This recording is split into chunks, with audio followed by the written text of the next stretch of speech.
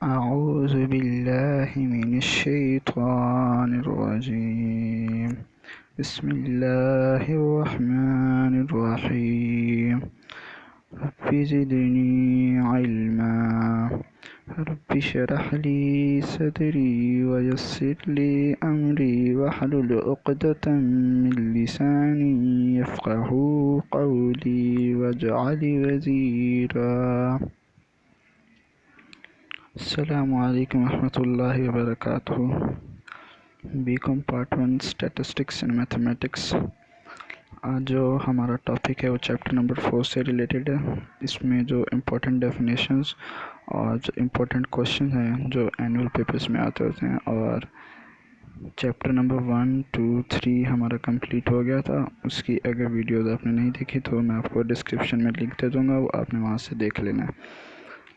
तो ये जो फर्स्ट 4 चैप्टर्स में से 2 क्वेश्चंस आते होते हैं लॉन्ग के लिए, 20 मार्क्स के, 40 मार्क्स के तकरीबन आते होते हैं। इसमें एक जो है वो फ्रीक्वेंसी डिस्ट्रीब्यूशन का आता होता है, और एक जो है इसमें रिग्रेशन लाइन यही होती है जो आज हमने करनी है। ठीक हो गया।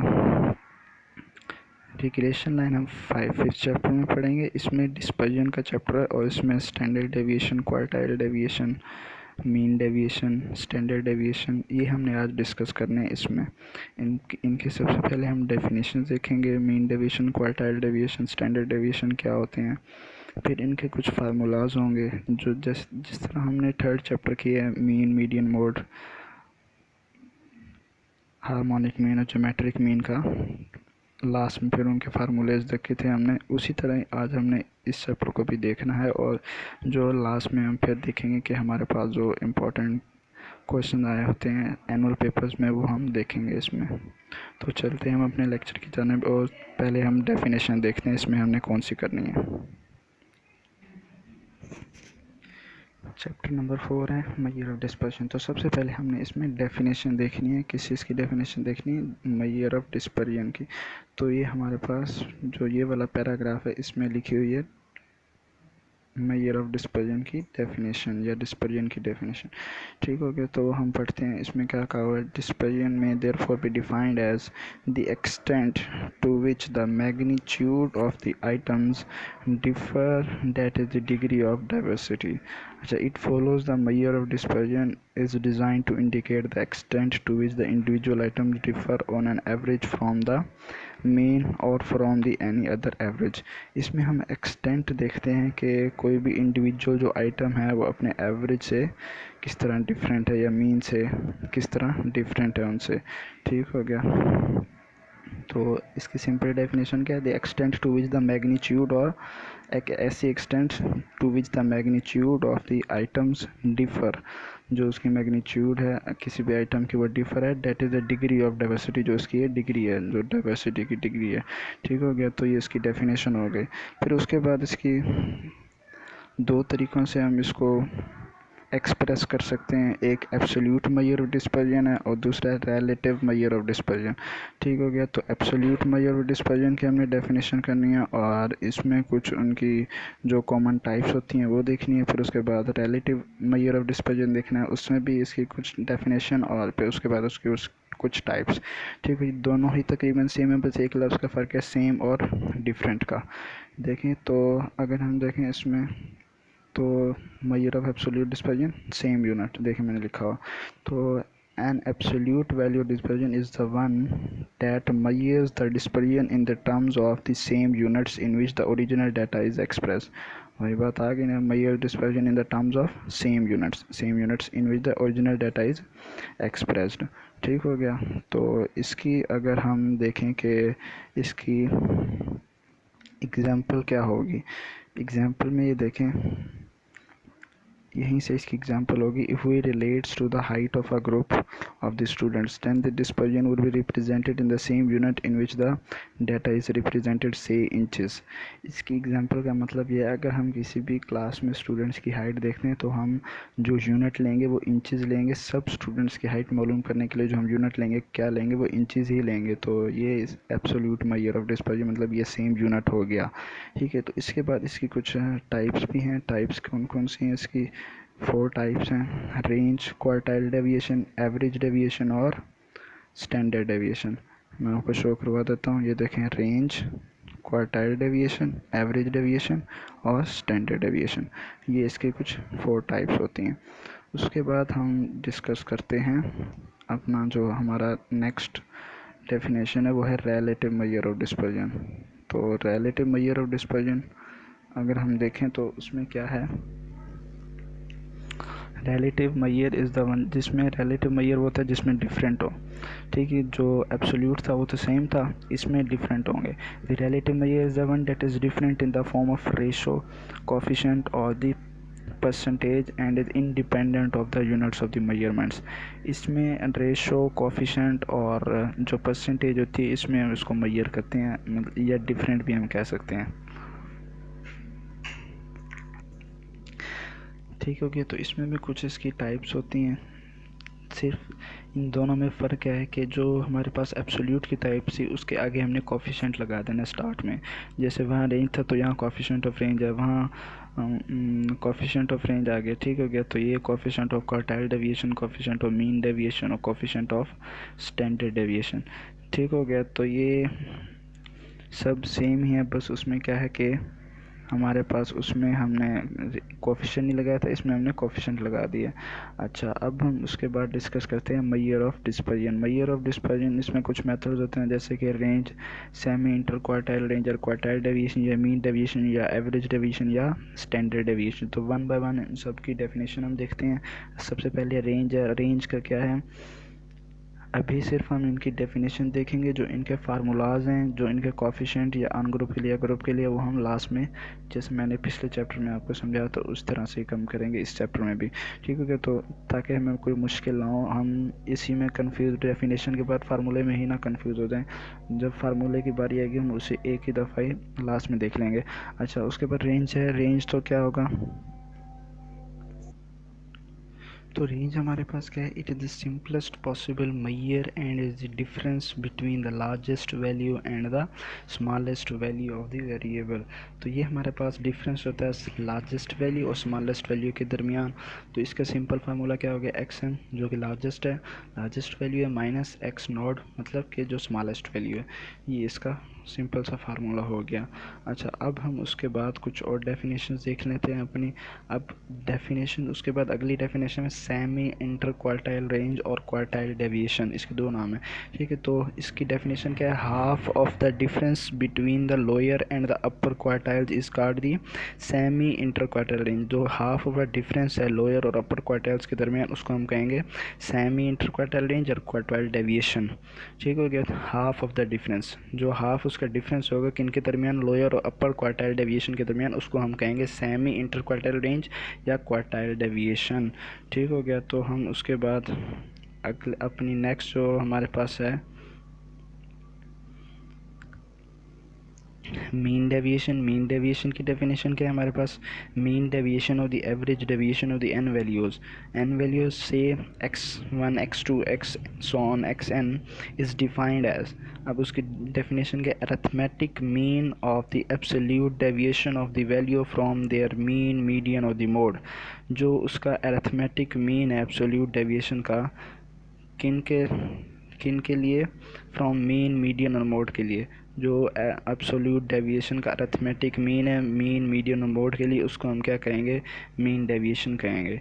ठीक हो गया। तो उसके बाद हम बात करते हैं स्टैंडर्ड डेविएशन की। स्टैंडर्ड डेविएशन क्या होता है, स्टैंडर्ड डेविएशन, इसकी डेफिनेशन यहाँ से स्टार्ट होगी, मैं आपको दिखाता हूँ।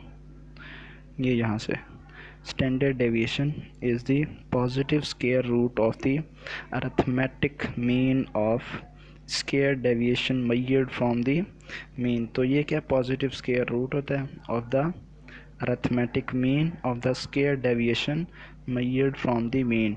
ठीक हो गया। तो ये पॉजिटिव स्केयर रूट होता है किसका, arithmetic mean of the square deviation का, जो कि मैयर होता है मीन से।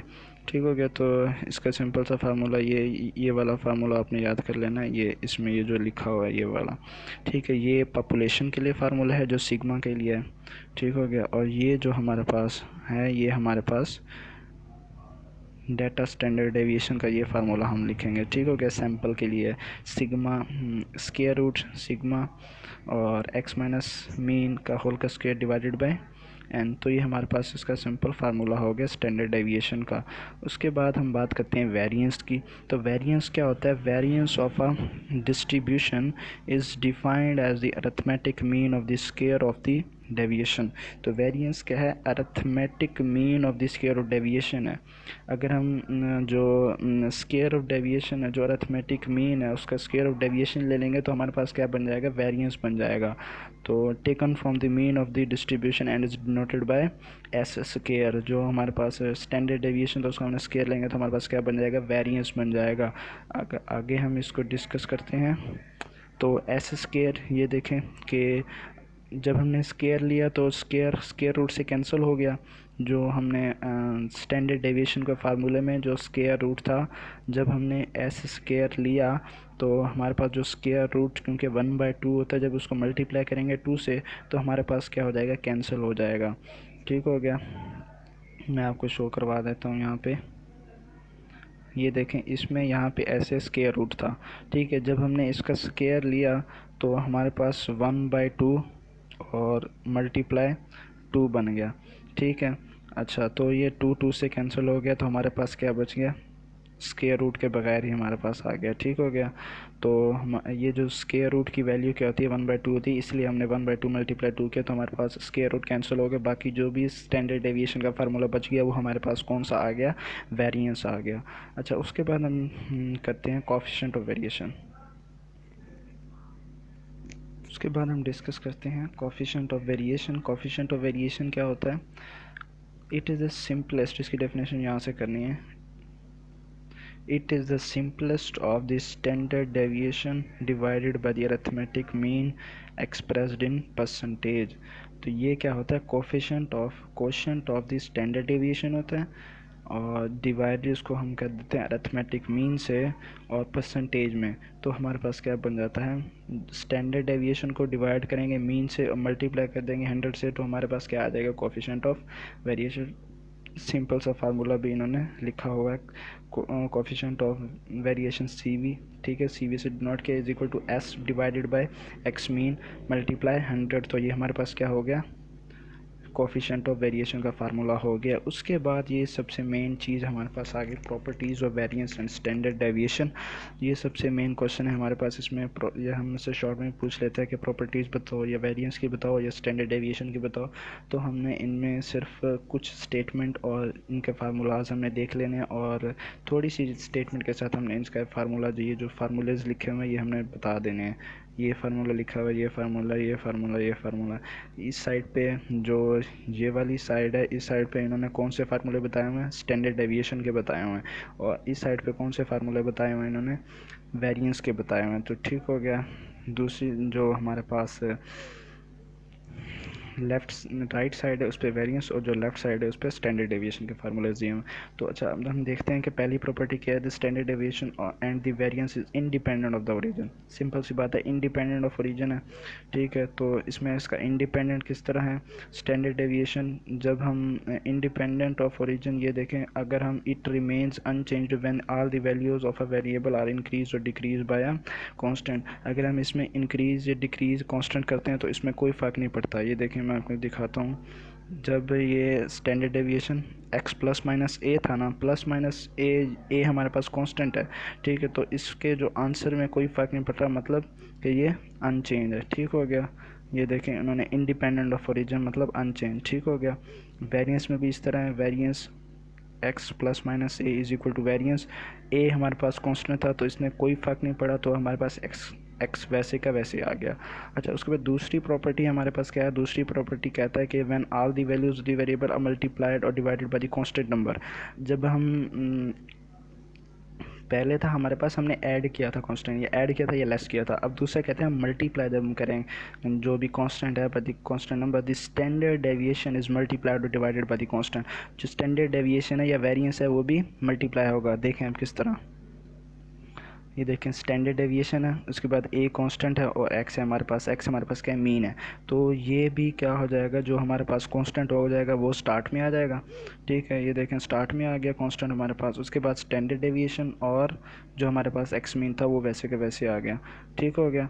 अब अगर हम कहें कि standard deviation x by divide की फॉर्म में अगर हम लें, मतलब कि यहाँ पे हमने मल्टीप्लाई किया था ना, जो पहली प्रॉपर्टी थी उसमें हमने ऐड और लेस किया था।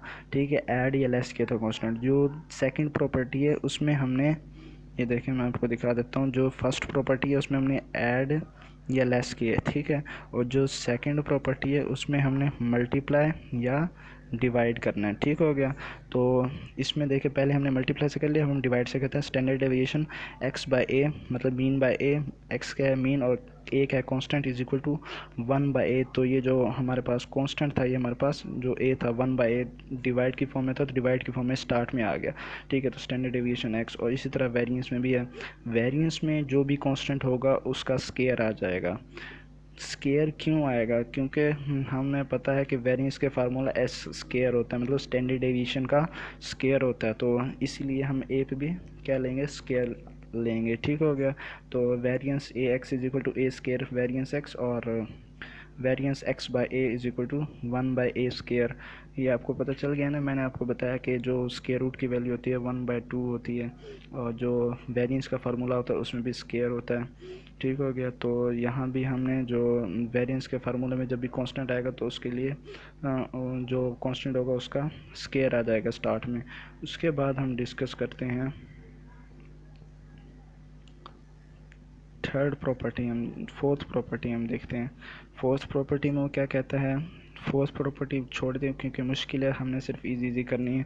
ठीक है, तो हम फिफ्थ प्रॉपर्टी देखते हैं। फिफ्थ प्रॉपर्टी में वो क्या कहता है, if the x1 and x2 are independent random variable. ये हमने नहीं करनी, ये हमने नहीं करना। ठीक हो गया। हम कर रहे हैं अब पांचवी प्रॉपर्टी।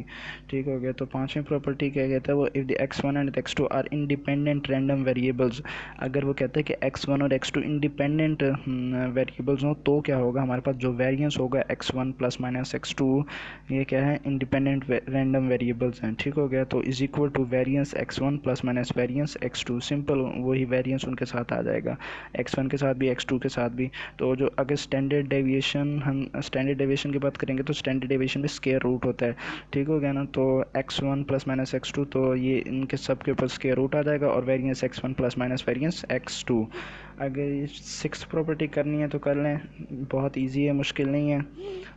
अगर वो कहेगा कि 68.27, 95.45, 99.3, सबसे पहले आपने ये वैल्यूज याद कर लेनी है, 68.27, 95.45 और 99.73%। उसके बाद बस आपने of the cases are included between, इनके जो 68.7 के केसेस होते हैं वो किन के दरमियान लाया करते हैं, एक्स मीन से x mean minus S2, x mean plus S। और जो ये जो 95.45, ये x mean to 2S, 2 x mean plus 2S। और जो 99.73% है वो x mean to 3S, 2 x mean plus 3S। ये देखें, ये इनकी वैल्यूज़ आ गई, और ये एक्स मीन प्लस और ये एक्स मीन माइनस एक्स और एक्स मीन, बस इसके बाद दूसरी जो वैल्यू होगी इसमें 2 लगा देंगे। ठीक हो गया। और तीसरी वैल्यू में 3 लगा देंगे। ठीक हो गया। ये हमने इस तरह याद कर लिए। इसके बाद ये हमारे पास प्रॉपर्टीज़ हो गई। ठीक हो गया। प्रॉपर्टीज़ के बाद अब हम बात करते हैं सिमेट्रिकल डिस्ट्रीब्यूशन। सिमेट्रिकल डिस्ट्रीब्यूशन हमने पिछले चैप्टर में भी देखा था, इसमें कि हमारे पास सिमेट्री होती है। Distribution is said to be symmetrical distribution if the values of the distribution are arrange equally and symmetrically around mean, median and the mode. अगर कोई भी डिस्ट्रीब्यूशन अरेंज इक्वली होगी और सिमेट्रिकली होगी, किन के दरमियान, किन के अराउंड, मीन, मीडियन और मोड के अराउंड। ठीक हो गया। ये मीन, मीडियन और मोड के अराउंड, ये देखें मीन, मीडियन और मोड के अराउंड। तो हमारे पास क्या होगा, सिमेट्रिकल डिस्ट्रीब्यूशन होगी, डायग्राम में शो भी किया हुआ है। उसके बाद हम बात करते हैं स्क्यूनेस की। स्क्यूनेस क्या होता है, skewness is the word used for the lack of the symmetry. ठीक हो गया। तो ये स्क्यूनेस कौन सा वर्ड किस लिए यूज़ होता है, लैक ऑफ सिमेट्री के लिए होता है। ठीक हो गया। इसमें सिमेट्री, हमें इसमें सिमेट्री की कमी होती है, ठीक होगा, मतलब इसका वर्ड से ही ज़ाहिर है स्क्यूनेस मीन बिखरा हुआ। तो सिमेट्री मीन होता है सिमेट्रिकल, मतलब अरेंज तरतीब में होना। तो लैक मीन हो जाएगा फिर कमी, तो इसमें सिमेट्री में कमी होगी, ठीक है। If the distribution is not symmetrical it is called asymmetrical distribution और द स्क्यूड डिस्ट्रीब्यूशन। अगर कोई भी डिस्ट्रीब्यूशन ए सिमेट्रिकल होगी, कोई भी डिस्ट्रीब्यूशन में सिमेट्रिकल नहीं होगी तो उसको हम एसिमेट्रिकल कहेंगे। अगर सिमेट्रिकल होगी तो उसको, अगर किसी भी डिस्ट्रीब्यूशन में if the distribution is not symmetrical, अगर डिस्ट्रीब्यूशन सिमेट्रिकल नहीं होगी तो वो एसिमेट्रिकल होगा। अगर वो डिस्ट्रीब्यूशन सिमेट्रिकल होगी तो वो सिमेट्रिकल डिस्ट्रीब्यूशन होगा। सिंपल सी बात है, ठीक है।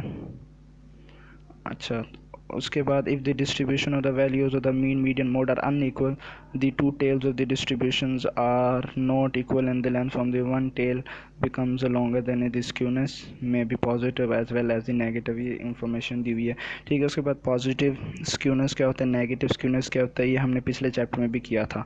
उसके बाद मेजर ऑफ स्क्यूनेस के कुछ मेथड्स हमने कार्ल पियर्सन, और जो हमारे पास दूसरा मेथड है वो है बाउले का, ठीक। कार्ल पियर्सन और बाउले के इनके कुछ फार्मूलाज है वो हम देखते हैं, जो हमारे पास लास्ट में जो हमें फार्मूलाज दिए हैं उसी में हम देख लेंगे इनको। सबसे पहले हमने फार्मूलाज, मैंने आपको पिछले चैप्टर में बताया था कि याद करने हैं हमने, तो मैं आपको दिखाता हूँ। अब क्वार्टाइल डेविएशन का सिंपल सबसे पहले तो रेंज आ जाती है ना, रेंज का सिंपल फार्मूला हमने याद कर लिया था, ठीक हो गया। रेंज का सिंपल फार्मूला हमने याद कर लिया था। रेंज का सिंपल फार्मूला क्या था, x m minus x naught, ठीक हो गया। ये रेंज का फार्मूला हो गया। उसके बाद क्वार्टाइल डेविएशन की बात हम करते हैं, तो क्वार्टाइल डेविएशन का फार्मूला क्या होगा, Q3 minus the Q1 divided by 2, ठीक है। ये सिंपल क्वार्टाइल डेविएशन का फार्मूला हो गया। अब उसके बाद वो क्वार्टाइल डेविएशन 1 या क्वार्टाइल डेविएशन 3, तो ये हमेशा 3 तक होते हैं, ठीक है। 4 तक ये नहीं होगा, या 5 नहीं होगा, Q5 या Q4 नहीं हो सकता, या Q99 Q50 भी नहीं हो सकता, ठीक है। सिर्फ Q1 Q2 और Q3 तक होगा। अच्छा, उसके बाद इसका फार्मूला किस तरह है, ये जिस तरह हमने मीडियन के फार्मूला याद किए थे उसमें L plus H by F N by 2 minus C था ना, लेकिन क्वार्टाइल मीन होता है 4, तो L plus H by F N by 4 हो जाएगा, ठीक हो गया। उसके बाद अगर हम Q3 की बात करें तो Q3 में हमारे पास क्या हो जाएगा, जो n की जगह 3n आ जाएगा, ठीक हो गया, क्योंकि Q3 है, बाकी सब फार्मूला सेम है। और जो क्वार्टाइल है, क्योंकि क्वार्टाइल है तो क्वार्टाइल में 4 आता है, तो 3n/4 लिख लेंगे हम। अच्छा, आगे उसके बाद है मीन डेविएशन। मीन डेविएशन में भी इस तरह फार्मूले है उसके। मीन डेविएशन का क्या है, x minus x mean divided by n, या एक्स माइनस एक्स मीन हम डी के भी इक्वल होता है, d x sigma d by n भी हम इसको लिख सकते हैं, ठीक है। तो इसी तरह mean deviation, mean median mean mode, फिर इनके फार्मूले पहले मीन के लिए, फिर मीडियन के लिए, फिर मोड के लिए सेम फार्मूले हैं, बस मीन मीडियन और मोड का फ़र्क है, ठीक हो गया। अच्छा, उसके बाद ग्रुप डाटा के लिए ये था हमारे पास, अनग्रुप डाटा के लिए यहाँ तक ये हमारे पास अनग्रुप डाटा के लिए और ये हमारे पास ग्रुप डाटा के लिए, ठीक हो गया। ये हमने ग्रुप डाटा के लिए करने हैं। ग्रुप डाटा में अगर वो बात करेगा तो जैसे मैंने आपको थर्ड चैप्टर में बताया था, जब ग्रुप की बात होती है तो उसमें फ्रीक्वेंसी लाजमी आती होती है, ठीक हो गया। तो फ्रीक्वेंसी हमने लिख लेनी है इसमें, sigma F X minus x mean divided by sigma F, या sigma F X minus x mean किसके इक्वल होता है, डी के इक्वल होता है, तो वो डी हमने लिख लिया। तो sigma F D by sigma F हमारे पास आ गया। और मीडियन के लिए भी इसी तरह होगा, x minus median divided by sigma F. Mode के लिए भी इसी तरह होगा, सिग्मा एफ और x minus mode over sigma F, ठीक हो गया। तो उसके बाद स्टैंडर्ड डेविएशन आ जाता है। स्टैंडर्ड डेविएशन में भी फार्मूला हमने वहाँ भी देखा था, यहाँ भी देख लेते हैं। डेफिनेशन में भी देखा था, sigma x minus x mean का होल का स्क्वायर ओवर एन, और sigma D square over n, क्योंकि एक्स माइनस एक्स जो मीन होता है वो हमारे पास किसके इक्वल होता है, डी के इक्वल होता है, तो sigma D square by N आ जाएगा। उसके बाद इसमें कुछ और मेथड्स भी होते हैं, डायरेक्ट 1 का मेथड भी यही होगा, ठीक हो गया। और डायरेक्ट 2 में क्या होगा, डायरेक्ट 2 में हम देखेंगे कि हम जो हमारे पास इसको हम खोल के लिख देंगे। अगर ये फार्मूला आपको फर्स्ट वाला फार्मूला याद हो गया तो बाकी हम फार्मूला याद करना कोई मुश्किल बात नहीं है, क्योंकि अगर हम देखें ज़रा, ये x माइनस एक्स का होल का स्क्वायर है ना, अगर हम इसको खोल दें, मतलब कि x को अलग करते हैं और x का होल का स्क्वायर को अलग कर दें, तो ये हमारे पास सेम टू सेम यही फार्मूला बन जाएगा, ठीक हो गया। तो ये देखें ज़रा, s is equal to sigma x square by n minus sigma x by n का होल का स्केयर।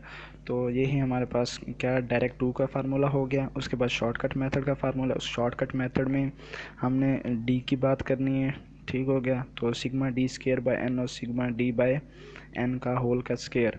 ये में जब हम क्वेश्चन करेंगे तो मैं आपको बताऊंगा कि कैपिटल डी क्या होता है, तो ये किसके इक्वल होता है, ठीक हो गया। फिलहाल आपने ये फार्मूला याद कर लेना है। अच्छा, उसके बाद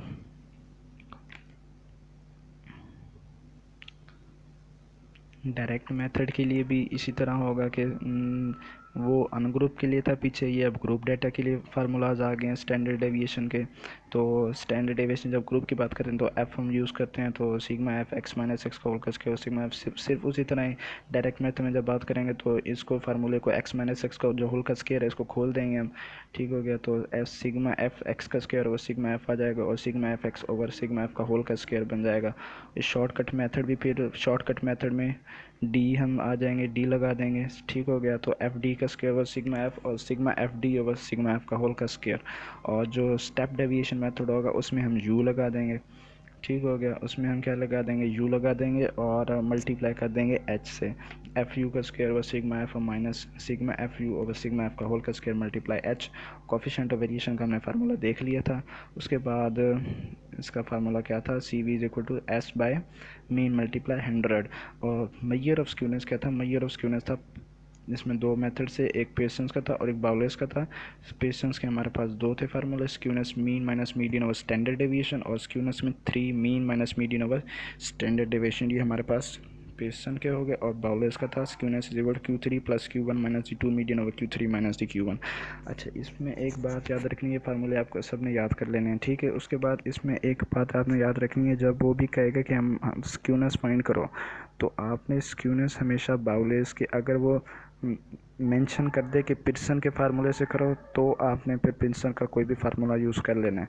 अगर सिंपली वो कहे कि स्क्यूनेस फाइंड करो तो आपने डायरेक्ट कुछ सोचे बगैर ही बाउलेस फार्मूले पे आ जाना है, क्योंकि बाउलेस फार्मूले में बहुत सी आसानियां हैं। बाउलेस फार्मूले में क्या आसानी है, इसमें स्टैंडर्ड डेविएशन नहीं फाइंड करनी होती।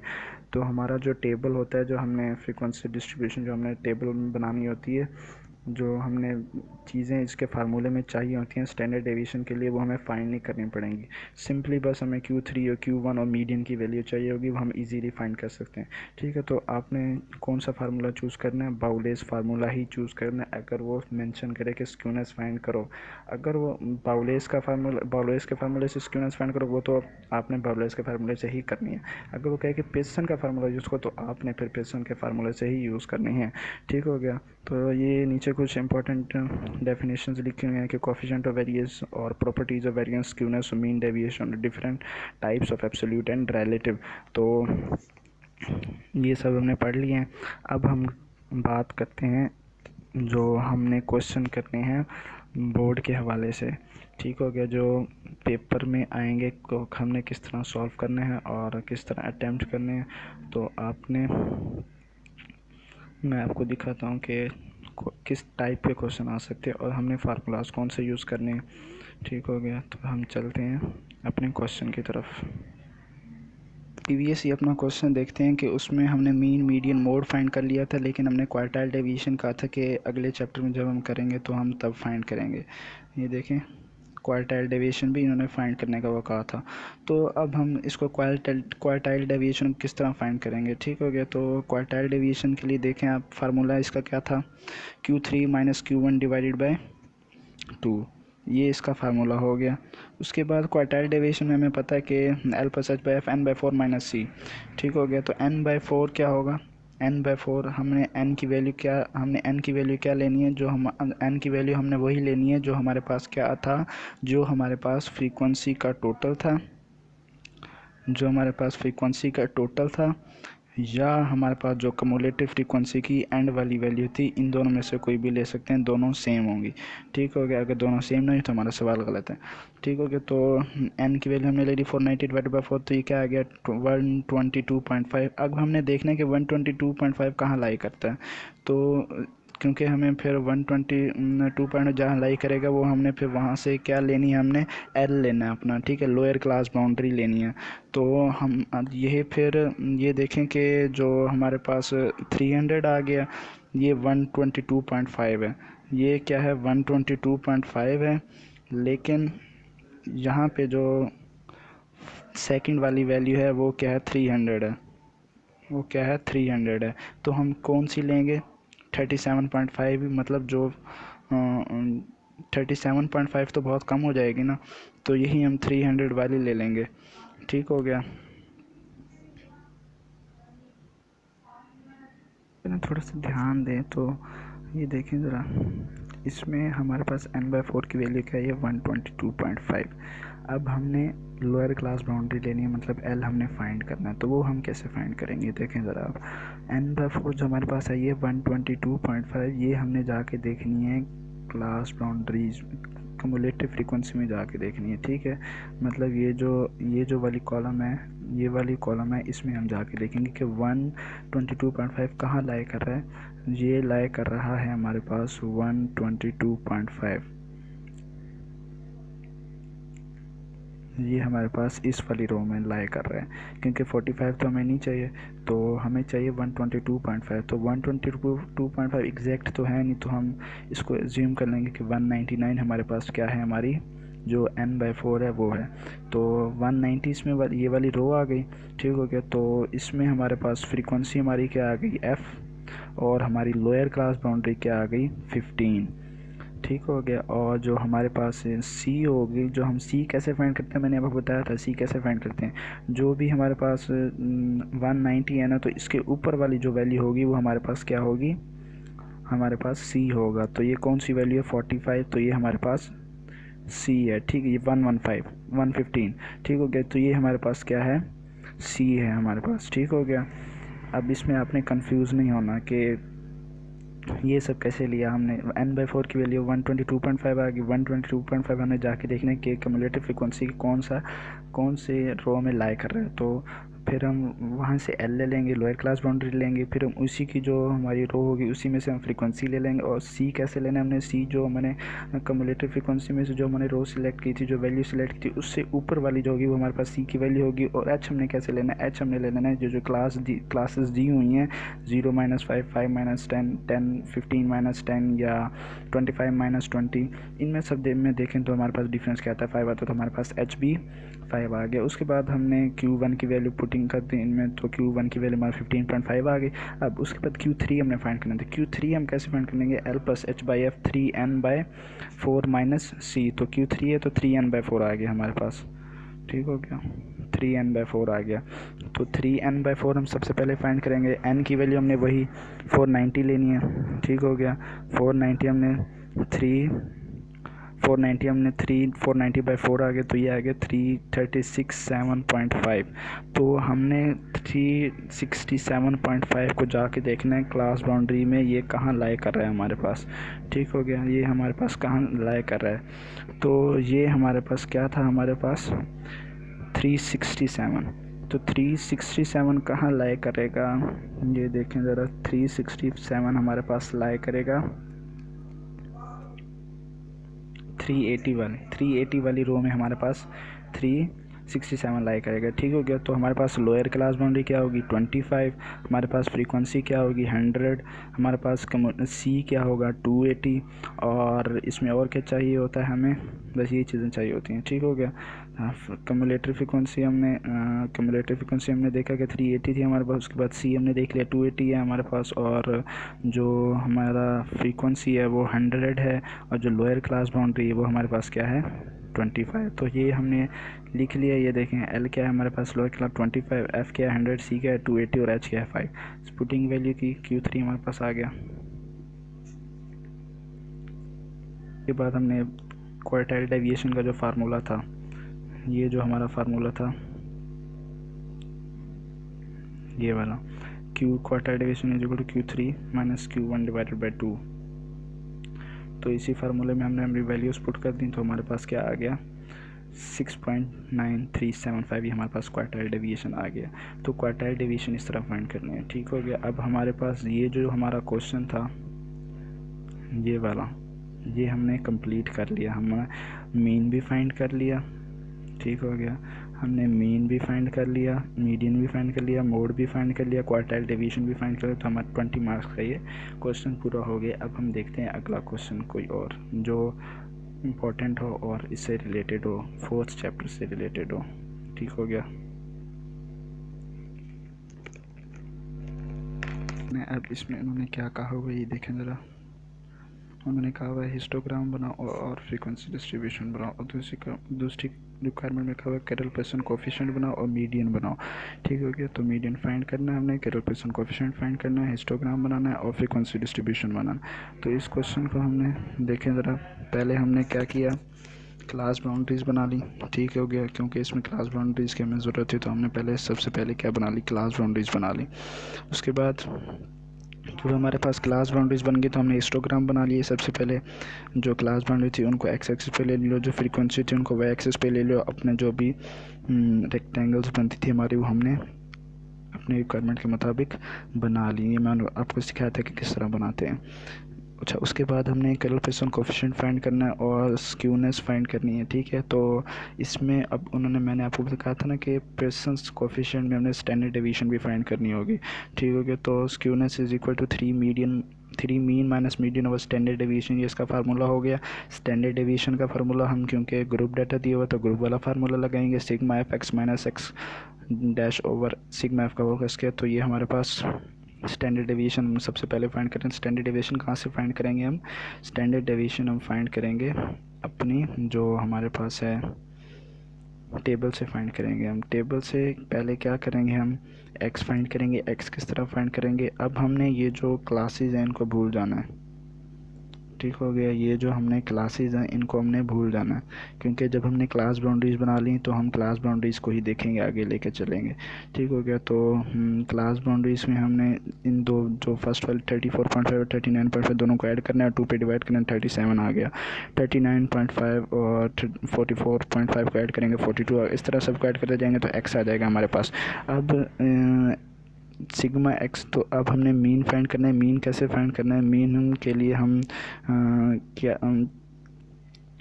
एफ एक्स हमें चाहिए होगा मीन फाइंड करने के लिए। तो सिग्मा एफ एक्स होगा सिग्मा एफ। तो सबसे पहले हमें क्या चाहिए होगा, एफ और एक्स चाहिए होगा। एफ एक्स को हमने मल्टीप्लाई किया, ये देखें इस वाली रो में क्या किया हुआ है, ये इस वाली क्या किया हुआ है, एफ़ और एक्स को मतलब 13 और 37 को मल्टीप्लाई किया 481, 15 और 42 को मल्टीप्लाई किया 630 आ गया हमारे पास, ठीक हो गया। इसी तरह हमने मल्टीप्लाई करते जाना है और एफ एक्स हमारे पास आ जाएगा। तो इसका आखिर में हमने सम कर लेना है।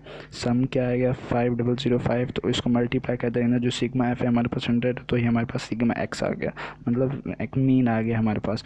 उसके बाद हमने x minus x mean find करना है। एक्स और जो एक्स मीन होगा उनको माइनस कर देंगे हमारे पास, ठीक हो गया। मतलब कि इन दोनों को माइनस करेंगे, ये जो हमारे पास मीन आया है और जो हमारे पास एक्स की वैल्यू आई है, जैसे कि यहाँ पे 37 है, तो 37 माइनस 50.05 करेंगे तो हमारे पास क्या आ जाएगा, माइनस 13.05। इसी तरह 42 और 15.05 को मल्टीप्लाई करेंगे तो हमारे पास क्या आ जाएगा, माइनस 8.05। इसी तरह हमने इसको माइनस करते जाएंगे तो हमारे पास एक्स माइनस एक्स की मीन की वैल्यू आ जाएगी। उसके बाद हमने इनका स्केयर लेना है एक्स माइनस, क्योंकि जो फार्मूला होता है मीन का उसमें हमारे पास क्या होता है, एक्स और एक्स का स्केयर होता है, ये देखें, ठीक हो गया। ये देखें ज़रा, एक्स माइनस एक्स मीन का होल का स्केयर होता है। तो हमने क्या करना है, इनका स्केयर लेना है। तो स्केयर लेंगे तो क्या आ जाएगा, एक्स माइनस जो हमने एक्स मीन निकाला इनका स्केयर लेंगे तो हमारे पास ये वैल्यूज़ आ गई। ये देखें ज़रा कौन सी वैल्यूज़ आ गई हमारे पास, ये वाली, ये देखें, ये जो सारी हमारे पास आई है ये हमारे पास इसका स्केयर लेने से आई है, ठीक हो गया। उसके बाद हमने क्या करना है, उसके बाद इसको f से मल्टीप्लाई कर देना है, क्योंकि जो फार्मूला है हमारा उसमें sigma F X minus x dash उसका होल स्केयर है, तो हमने इसको f से मल्टीप्लाई कर दिया, ठीक हो गया। तो f से मल्टीप्लाई किया तो हमारे पास ये जो सब हैं ये हमारे पास आ गया, ठीक हो गया। ये वाली रो हमारी सारी f को जब मैंने मल्टीप्लाई किया एक्स माइनस एक्स का होल का स्केयर से, ठीक हो गया। तो ये हमारे पास रो आ गई। उसके बाद हमने इसका सम कर लेना है, ठीक है, तो हमारे पास सम क्या आ गया 6894.58 हमारे पास इसका सम आ गया। और हमने फिर लास्ट में क्योंकि हमने मीडियन भी फाइंड करना तो हमने क्लास बाउंड क्यूमुलेटिव फ्रीक्वेंसी भी ले लेनी है। क्यूमुलेटिव फ्रीक्वेंसी लेने का तरीका आपको सिखाया था, जो पहली वैल्यू होगी वो तो सेम आएगी, 13 और 13 सेम आ गई। फिर इसको क्या करना है, ये जो 13 और 15 को ऐड करना है आपस में और 28 आ जाएगा हमारे पास। ठीक हो गया, 28 आ जाएगा हमारे पास। तो उसके बाद हमने जो 28 और 17 को ऐड करना है। ठीक हो गया, 17 को ऐड करेंगे तो हमारे पास 45 आ जाएगा। ठीक हो गया, तो इसी तरह हम करते जाएंगे, क्यूमुलेटिव फ्रीक्वेंसी आ जाएगी हमारे पास। उसके बाद हमने ये वैल्यूज़ पुट कर देनी है, वैल्यूज़ पुट कर देंगे इसमें। तो स्टैंडर्ड डेविएशन में तो 6894.58 डिवाइडेड बाई 100 और स्क्वायर रूट ले लेंगे तो हमारे पास 8.3034 आ जाएगा हमारे पास। उसके बाद हमने मीडियन भी फाइंड करना है, क्योंकि स्क्यूनेस के लिए मीन माइनस मीडियन चाहिए हो गया। मीन हमने फाइंड कर लिया था 50 पॉइंट, ये देखिए मीन हमारे पास क्या आया था 50.05। और अब हमने क्या फाइंड करना है, मीडियन फाइंड करना। तो मीडियन के लिए L + h/f n/2 - c। तो n/2 हम फाइंड करेंगे, n क्या होगा 100, क्योंकि हमारे पास यहाँ जो वैल्यू आई है 100 आई है फ्रीक्वेंसी का सम, और कम्युलेटिव फ्रीक्वेंसी की भी जो हमारे पास आई है 100 है, मतलब ये सही चल रहे हैं हम। ठीक हो गया, तो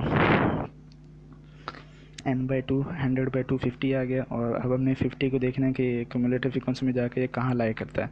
तो 50 लाई करेगा ये जो 73 वाली इसमें जाके लाई करेगा, ये 73 वाले में जाके। तो हमारे पास जो लोअर क्लास बाउंड्री आएगी वो होगी 49.5। ठीक हो गया, और उसके बाद जो फ्रीक्वेंसी होगी वो होगी 28, और जो हमारे पास सी की वैल्यू होगी वो होगी 45। ठीक हो गया, जो हमारे पास सी की वैल्यू होगी वो क्या होगी 45। आपने ये सब वैल्यू पुट कर दी। ठीक हो गया, देख एच की वैल्यू 5 आ जाएगी, डिफरेंस लेंगे जब, तो सी की वैल्यू 45, एफ की वैल्यू 28 और 49.5, इन सब कैलकुलेट किया, मीडियन आ गया हमारे पास।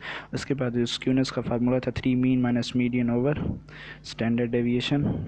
ये देखें 3 mean minus median over standard deviation जो हमारे पास फार्मूला था, इस फार्मूले में हमने सब वैल्यूज़ पुट कर दी तो हमारे पास क्यूनेस हमारा आंसर आ गया। अब एज़ यूजुअल आपको मैंने कहा था कि मैं एक पॉइंट वाला क्वेश्चन भी करवाऊँगा आपको, ताकि जो क्लास बाउंड्री बनाना आपके लिए आसान हो जाए। तो हम इसके बाद करते हैं अपना पॉइंट वाला क्वेश्चन, बस ये लास्ट क्वेश्चन है। ठीक हो गया,